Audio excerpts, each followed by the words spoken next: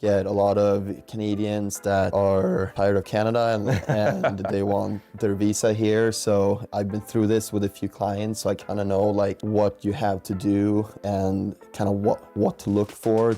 Welcome to The Flow, Real Estate and Money Show, a show focused on helping Canadians understand the different elements of real estate, mortgage, and finance. The goal of our show is to provide Canadians with the tools, information, and knowledge to have more success when it comes to their investing and real estate related decisions going forward. My name is Alex McFadyen, and I'm your host. I can't wait to get you into the flow. Since a lot of people don't know who you are and where we're from, obviously hockey is such a big deal. I mean, if it was here, it would probably be like a football player or something like that. Yeah. You know, example, we met Austin Eckler at the last event, and I don't watch full football, so I didn't even know who that was, right? Yeah. But I got all these guys around me like geeking out, like, oh yeah, Austin. And like, no idea who this guy is. And he's up there talking, and he was really like well-spoken, really enlightened. And he was talking about how before even he got his contract, he was reaching out to people to find out about how to develop land and how to buy all this stuff and so forth. And so I think what's interesting is like people get in their mind for some reason, if somebody has like some kind of like celebrity status or like professional status or whatever, that they don't have the wherewithal to take that professional step. And a lot of people ride the coattails. Yeah. Basically where I would go with that is I think you just kind of have to like transition out of that stage into, okay, yeah, I've got this and I can use this to my benefit, but I'm actually doing shit and it's pretty cool. And like, I have a mission beyond that. Like, you know, obviously from the time I met you until now you got 2 kids and a wife and no more hockey contracts. So you got to make shit work, right?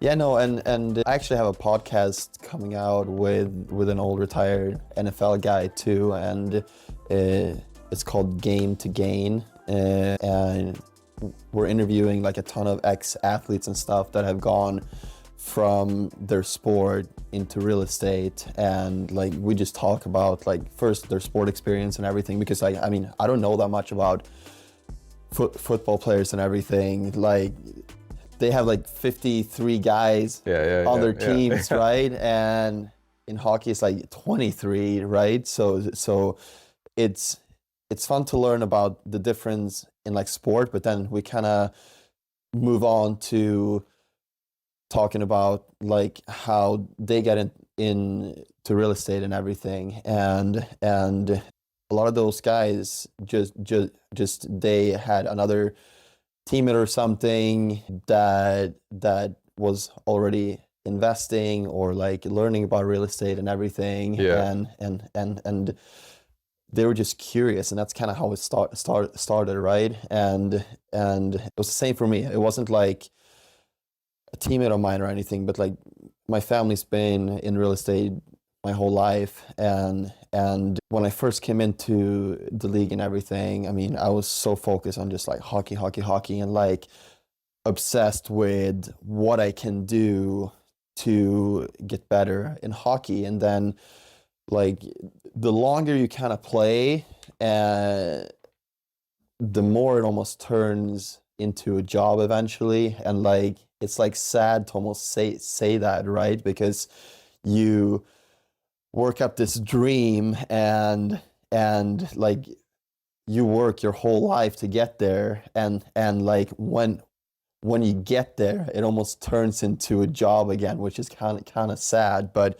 like when I got to that like point, I would say that it was my like last year or year and a half. That's when I kind of started to find other passions, and real estate was one of them.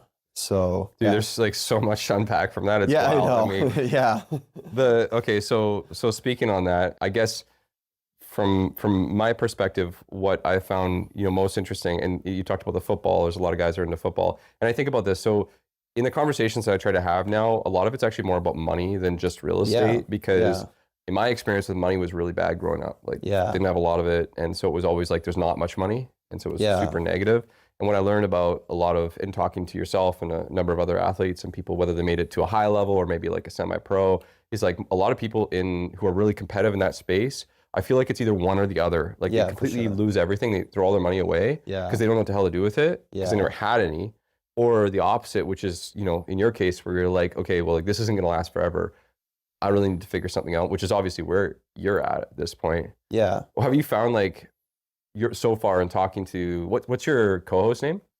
Jamar Taylor. Jamar, okay. Yeah. In yeah. talking to a guy like him and just other people, like, do you find that there's like a common theme for guys who really take that next step and are really interested in the money game? So far, the people that we interviewed are like the thinkers, and they're like the curious ones, right? And I Yeah. think that like it is hard for a lot of people because like you play your sport and that's the only thing that you know, right? Because like you started playing your sport when you were 4, 5, 6 years old, and like that was your identity until you retired at like 32 or 35, right? And I think like the successful people really know how to kind of break out of that, and they're curious and smart enough to like know that there is another life outside your sport. And like, I mean, you retire at 35, you hopefully have like another 2/3 of your life to live, right? And it's like tough to find that passion again, I think, because you were so passionate about your sport. But like, if you can find something that you're like close to, passionate enough about, right? Like then you're gonna use the same mentality that made you a really good player in your sport. And you're gonna use that same mentality and mindset to work on your new passion, right? Yeah, so basically one obsession to the next obsession. So you see people, which can obviously hurt you too, because like from a mental perspective, I mean, again, I'm not going to speak for you, but in talking to some other guys, they thought it would be like, okay, I'm going to go from this, I'm into this, and I'm off because I know what I'm doing. And then I won't name names, but I had one guy say to me, he's like, "Holy, how do normal people do this? Like, I can't figure this out, man. I'm losing my mind." And I think that's where kind of that mentality goes back to the grind, right? Yeah, for sure. And like, I mean, I think that the biggest asset that you can have is just like humility. I mean, like even when I played hockey and like I was like top 60 goalies in the world at one point, right? Like maybe top 30 at some point. And to realize that like you always have to learn and you always have to evolve, because if you're not evolving, you're kind of like falling backwards and like falling behind too. And like, man, I like played with goalies that were like the same way. Like they were really, really, really good goalies like at one point, and they were like top of the league, right? But then like they get a little bit older and like they don't feel like they want to evolve. They want to stay with what worked for them for 10 years, but like 10 years is a long time period, right? And if you, and like what worked for the last 10 years, like it's like probably not going to work for the next 10. Yeah, man. Humility, that's a key word, man. Like that's massive, because like, I mean, when you and I first met was like, I think during COVID on Instagram. And we had a little podcast, and I mean, I don't know what you're like. You don't know what I'm like or anything. But you took a flyer on me, and I think like the first thing right off the bat is that said that you're not like a guy that thinks you're above or below or whatever. Yeah, but I think you took a flyer on me. Fair enough. Fair enough. I appreciate that. But I mean, that says a lot about you, man. And I think that word right there is interesting, because when I think about the people that I think are successful, not like money or necessarily business, but people who are successful, maybe in business, yes, but also in life. It's always those people that have that humility where it's like, yo, I remember when I was at that place or this place or wherever you're at right now. Like it doesn't matter what our class is or where I'm at in my team or anything like that. Perspective. It's like, you're a dude, I'm a dude, we get along, let's go, right? So that was one thing. But the second thing was like that you mentioned right away was, kind of the evolution. And we had a great conversation yesterday. I'll keep it between us, but your primary career and your primary objective for 4 years and your obsession outside of your beautiful family has been your business. And it was interesting because I sat down with you yesterday and I was like, we talked about a lot, but one thing I said, like, what is it that keeps you going on the business side and what drives you? And he's like, well, you said a lot of things, but specifically you said, I really want to help people realize their financial potential, but I love doing this. And this was obviously developing and showing people how they can turn their money Yeah. into something. But you weren't like, oh, I want to make a whole bunch of money and, you know, I want to do all this kind of stuff. It was like, I love to see people, you know, getting this, or I love to see people Yeah. achieving that goal. And again, that kind of reminds me of that humility piece where it's like the mission, it's bigger than you, but you're Yeah. obsessed of figuring out where that is. Yeah. So, Yeah. And like, I mean, from like the first time that we talked 4 years ago or something, I mean, my vision of like where I was going and like what I was going to do in real estate, I mean, it has evolved so much from that point, right? Like, and it kind of goes through trial and error, right? Too. And Yeah. and like when we first met, I was like, yeah, I want to own this big brokerage, and I just want to have a lot of agents that are working under me and like train them, and like then I tried that, and I'm like,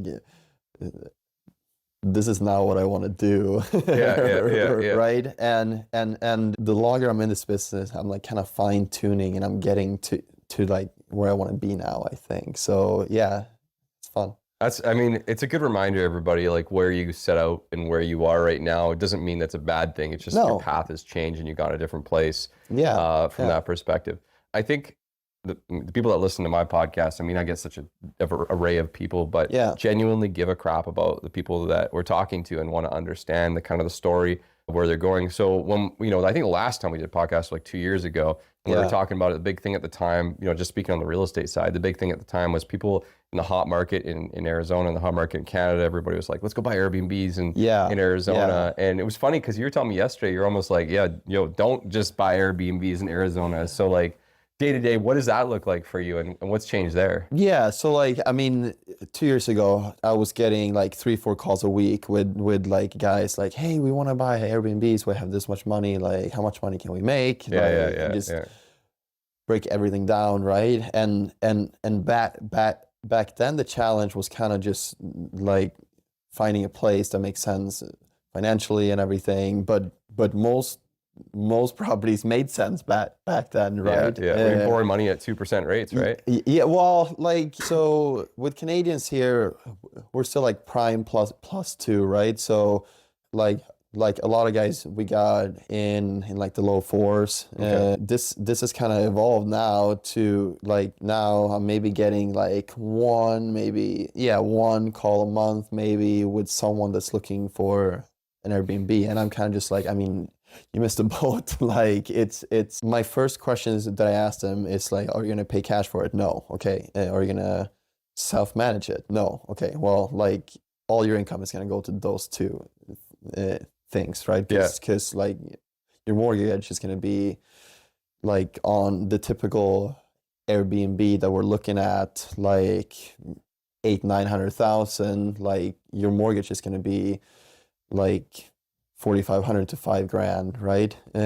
So it doesn't really make sense because you're paying 45,000 to that person, and then you're paying like a 20-25% management fee to someone else. So that's another 25,000. So like your insurance expenses, it adds insurance expenses. I mean, you're left with like 10,000 maybe, like cash flow every year from you have to put 25% down on like a $200,000 investment, right? Like, I mean, you might as well keep your money in the bank. So that's like what I'm kind of like brutally honest with people, because like I don't want them to buy a property from me and then they come a year later and you're like, you promised me all of this, and right. So I think generally speaking, like as it pertains to investing from that perspective, you know, there's obviously a lot of advertisements, conversations, and then, like you said, somebody might have heard something in the past, somebody's doing really well. But at that point that you made about just thinking about all these factors, and I don't want somebody to feel like I'm an asshole because they went and picked this up and said that's massive. And obviously that's an integrity conversation more than anything else. Yeah. Right? And like the 20,000 check is not going to change my life one way or another, right? So like, but like someone like that losing 20, 30, 40 grand, I mean that's a huge deal too, right? So like, I just don't want to be responsible for that, and like maybe they went to someone else and bought with someone else, but at least then it's not on my Stay above board. Yeah, exactly. Okay, so we'll stay on the real estate train for a minute here. So why, I mean, we talked about this, so you did say that Canadians are still coming down. Yeah. And I mean, this is my first time to Scottsdale, and I've been looking around and like I can see why people come down here, especially for like 6 months out of the year, the winter, and not just retirees. Like there's a lot of young people out here too. Yeah. And the thing that I noticed, I went to the restaurants and I was walking around. I said hi to some people, and people are from like everywhere but here. Yes. Like everybody's from like northern U.S. or like some people from actually down south, and we had some people from obviously lots of Canadians and so forth as well. Yeah. So there's obviously still people coming here and buying real estate, I think. So what are they doing? For like work? No, real estate. Oh, okay. I mean, I don't know what they're doing for work. Yeah, But. yeah. No, like we're kind of like a big melting pot with people from everywhere, and that's kind of what makes it fun too. I mean, when I moved here 5 years ago, I didn't know like I knew like Taylor Pyatt, which is another retired hockey. Sorry, who? Taylor Pyatt. Okay. So he played in Vancouver too for like a bit, and now like five years later, I kind of feel like I like know everyone, right? But so no one is from here, so everyone is kind of making an effort to get to know one another. I feel like, and that's fun. That's kind of like an environment that I want to be in. For real estate, I mean, I do get a lot of Canadians that are getting tired of developing up in Canada, and they're tired of waiting on permits, and they want a little quicker turnaround with their money. So I get a lot of developers looking down here for either like multifamily or do like single family spec homes and stuff. So get a lot of those. Get a lot of Canadians that are tired of Canada and they want their visa here. So I've been through this with a few clients, so I kind of know like what you have to do and kind of what to look for to lock in that, right? And I have a great lawyer that I'm working with up in full service, Canada too, and yeah, those are like the biggest things now. Like, so just generally like relocating, like buying a house here to live in. Yeah, exactly. Like the Airbnb was like by far the busiest before, but like I mean, it's more like the flips, the spec homes, and people wanting to move here or like buy a second home or something. Yeah. So, You've done a couple flips, right? Yeah. What was that like? Like timeline, and did it work out for you? In the beginning, cost way more than I thought. Took way longer than I expected. Yeah. But I kind of learned from that, and I feel that I've streamlined our business now with like the right GC. You got the right pool guy. You got the right architect, designer. Everyone kind of working together now, right? So that is like the biggest part of my business that I'm most passionate about right now. Is the flips and designing? Yeah, exactly. Like that's what's fun for me, because I can take something that doesn't look as good now and I can turn it into something nice, and I kind of feel like I'm at least helping the community a little bit while making some money while you're at it. Yeah, exactly. Why not? No, that's awesome. Yeah. Well, I don't know if you heard about the new rules in BC, Vancouver for that matter. There's definitely no flipping going on there anymore after last week, 20% taxes and other things, plus the federal government, the same sort of thing, which is wild. Crazy. So it's mental, man. So I think like, obviously it's going to force more and more dollars out of BC. You know, some people are going to Alberta. Texas is pretty big. Like I hear a lot of people talking about Texas too. I don't know if you hear much about that or. Yeah. I feel like the kind of three hotspots for Canadians that I've heard, at least, it's like here, it's Texas, and some of my clients are going to Mexico as well. Those are kind of like the spots. Like we're getting people from everywhere. I mean, we get a ton of people from California, just like because our taxes and everything is a lot cheaper here. And then there's a lot of upcoming crime and stuff over there too, and homelessness. So it's like sad what's happening in California, honestly. But yeah, we get a ton of Californians here, a lot of people from Chicago too. Crazy. I feel like the New Yorkers kind of moved out to Florida more. Yeah. That's kind of a little bit easier. East Coast. Yeah, exactly. Yeah, the time zone. Yeah. That's so interesting, man. And the thing that I noticed, I mean, Scottsdale, like I didn't go to Phoenix. You were saying this yesterday, man. Is like, you know, coming from Vancouver, where it's so sad, man. Like the homeless is not even just Vancouver. Like I live in the suburbs, Yeah. and it's just everywhere. Like, Yeah. and it just keeps getting worse and worse and worse and worse and worse. And I don't have the solution, obviously, but here I'm like walking around, I don't see anybody at all. And I mean, obviously there's people around. I mean, maybe it gets too hot or something like that, but it just doesn't seem to be any. Yeah, no. And like, I mean, there are spots here that have more homeless people, kind of like Vancouver has like spots too, and like certain streets and everything. But yeah, I don't feel like it's like as bad here as like a lot of other places. Well, I'm not going to ask you to solve that problem, but I just noticed that kind of. Good, because I can't. All right, so you did mention something that you said, which and this is where, again, for me, it's about like humanizing you as a person too, because I mean, you talk to a lot of people, you do a lot of interviews, you have a lot of conversations, but back to that money piece, and you said to me, $20,000 isn't a lot for me, but it could be a lot for somebody else, which is true, right? Like, yeah. So, I mean, I don't know how much, but I'm sure you did well enough playing hockey, which is cool because you were able to provide for your family. But that train ends, that's over. You have nothing else coming there. Your perspective, like, how does I just genuinely interested, like, how does your mind work when it comes to the idea of money or investing into something, and how you feel about that? And what I mean is, like, at whatever scale it is, you still have some people either have this abundance mindset where they're like, hey, I'm going to keep being able to get more and it's okay, I'll figure that out, but I have a plan.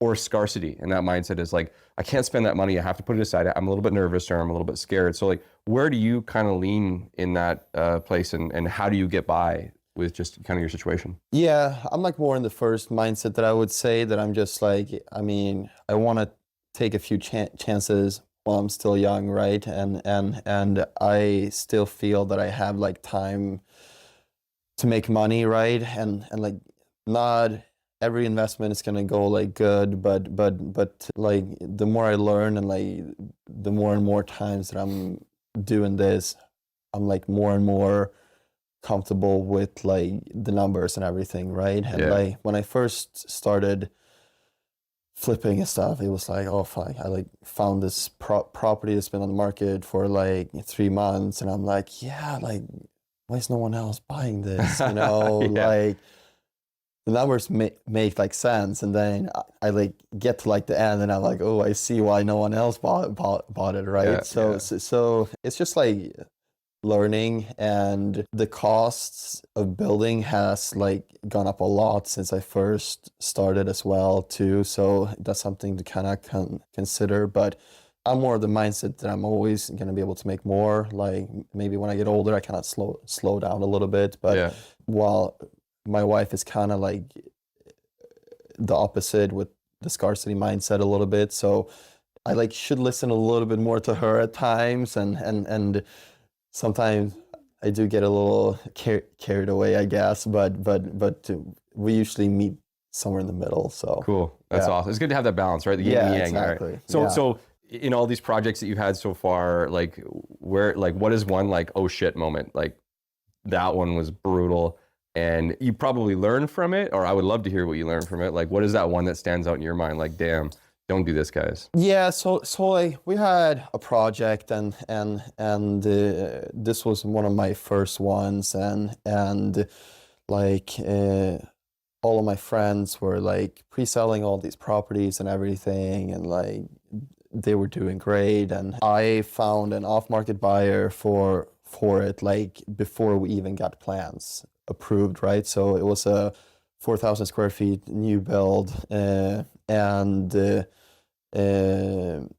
my contract and everything was telling me like timelines and everything, and I trusted blindly that it was gonna get done at that time and everything. And like, I mean, we waited to get our plans approved like 4 months after she said the house was going to be done, right? Yeah, yeah. So that kind of like we learned like not to pre-sell really, because like, I mean, if I start building a project like in the middle of 2022, right, and I'm expecting to finish sometimes early 2023, like I'm gonna try to sell it on a little bit of a premium of the price now, right? Sure. But if that house doesn't finish 2023 and it finished early 2024 instead, and there's holding costs and everything, Yeah, and yeah.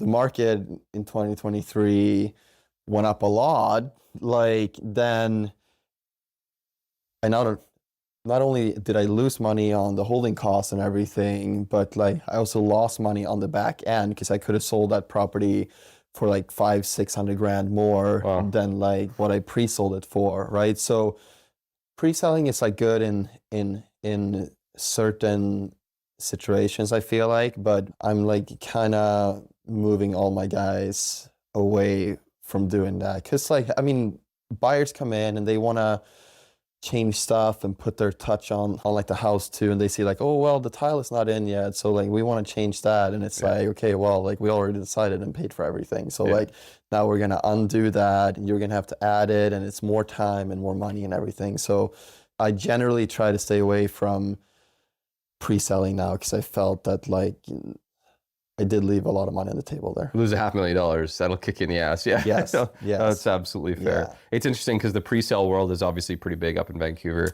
Yeah. We'll see what happens after these new changes and so forth as to what. I mean, especially when you guys build like the skyscrapers and everything, right? I mean, like I talked to a guy that's pre-selling these now, and like the property won't be done until like 2027, and it's like even further. Oh yeah, yeah. I yeah. mean, that's such a long time. I mean, I don't even know what I'm gonna do next year. You know, like. So I take it that's not common around here. No. Yeah. No.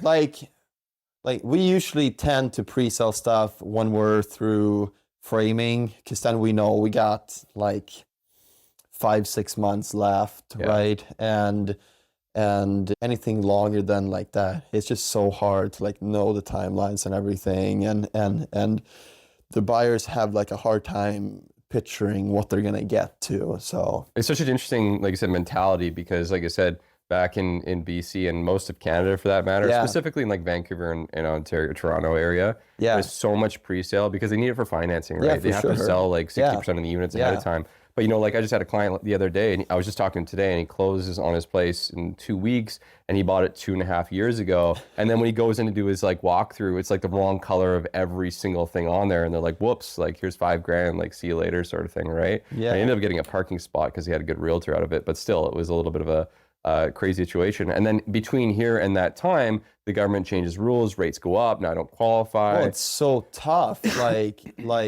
especially with the rates. I mean, let's like say that you pre-qualified for pre-sale in like early 2022. Yeah. And like you're going to close now. I mean, your mortgage is gonna triple, right? Almost, right? So that must be so hard to like try to predict, but like the flip side is obviously there's some people who have made hundreds of thousands of dollars of profit, and I think it's just knowing both sides now. But like, I don't know what happens then. Like, do they lose their deposit then, or sometimes? Yeah, because like a lot of times here, if you can't qualify for the mortgage, you do get your deposit back. But typically a pre-sale, like this depends on the developer and how far they want to go. But like we've seen a lot of issues this year, because the properties they bought for $1 million are now they're worth 900,000 or 800,000. That's tough. And or like, you know, I'm working with people right now where they didn't actually get pre-approved, they didn't check their numbers, and they just assumed, you know, we'll probably be in that. We all thought rates were going to go up, but not like this, right? So, you know, maybe instead of 2%, I'm paying 4%. I think I can do that, right? And now they're at like, you know, I don't know, 5.5% or 6% or something like that, and they're looking at their payments saying, man, I don't know what I'm going to do, right? Like, how am I going to do this? So developers can either just keep your deposit, which you lose like 10, 20, 30, 40, 50, 100 grand, or they can even sue you for the difference. Because if you bought it for $1 million and now, you know, it's worth 800 grand, they could say, listen, I have to resell this for 800 grand. you owe me the $200,000 difference. I don't know if they're going to like do that often, but I've heard of cases where the developers are in that position, So right? it's a bad situation for everyone. Yeah.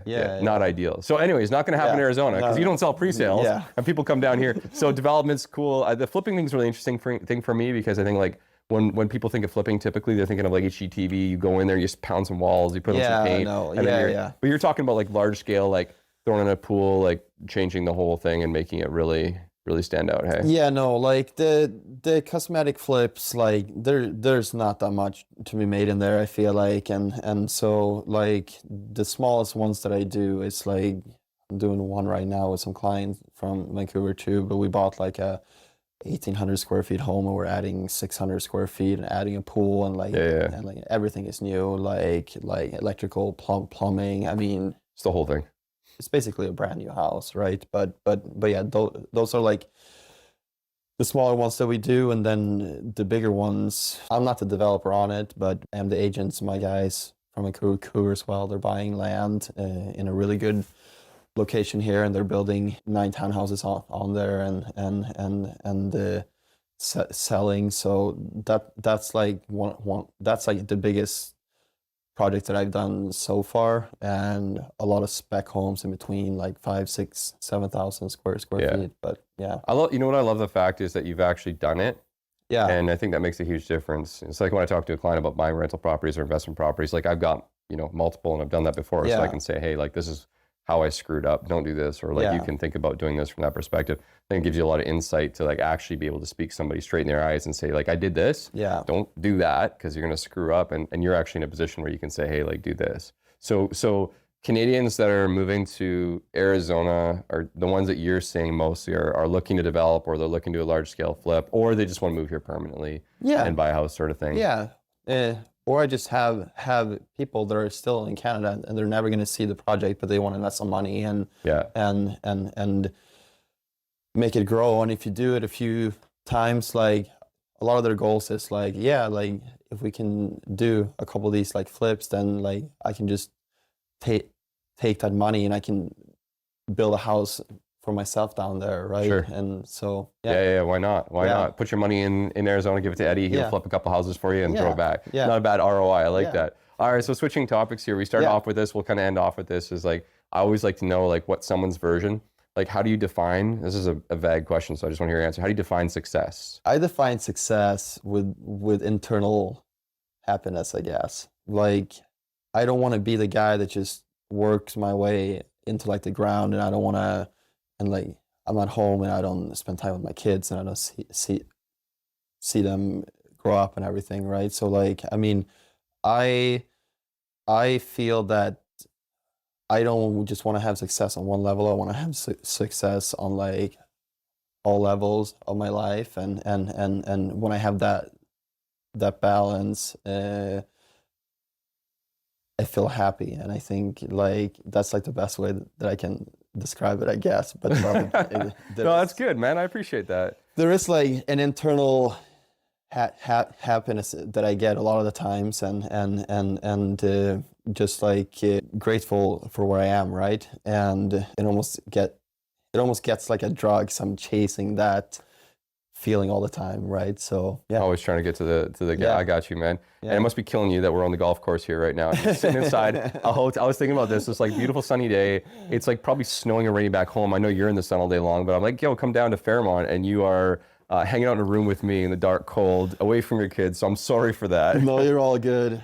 I was actually gonna golf at 4 p.m., but me and my wife were finishing up an Airbnb that we just oh man, and you got remodeled. So I am gonna move some furniture and stuff in there right after this. So well, hopefully her happiness about that is making you happy, because she's gonna be happy at home, right? We'll see. Ideally. Otherwise, I hope you get on the course, man. Okay, so that second question, what do you listen to right now? What's on your Spotify? Oh God, like I am still in the mindset right now where I'm trying to learn and I'm trying to develop, right? So like I'm listening to some podcasts while I'm working out and stuff. Like I do like some certain episodes of Joe Rogan, like okay.